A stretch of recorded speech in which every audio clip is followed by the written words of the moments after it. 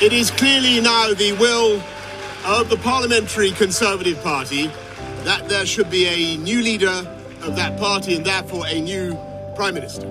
Today appointed a cabinet to serve, as I will, until a new leader is in place. And I want you to know how sad I am to be giving up the best job in the world. He was really running out of options. As we've seen, the number of cabinet ministers and junior ministers and other people involved in government resigning had just reached levels where it was impossible for him to carry on without offering his resignation.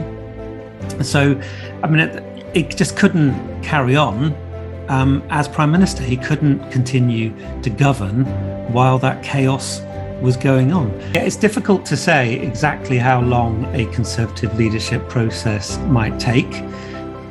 The kind of time period which is being talked about is potentially till September, October. If there are a lot of candidates, which right now seems likely, then certainly that's what we're looking at. The party is clearly divided.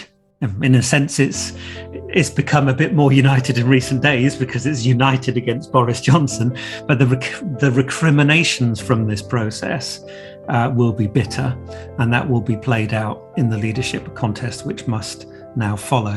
It will be really hard for whoever becomes leader of the Conservatives later on this year, or perhaps sooner than that. It will be really hard for them to bring the party back together in this context and present themselves to the electorate at the next election as a credible force. Boris Johnson had made himself untenable. He'd got himself into a situation where he'd continually lied to the British public, and it couldn't go any further than that.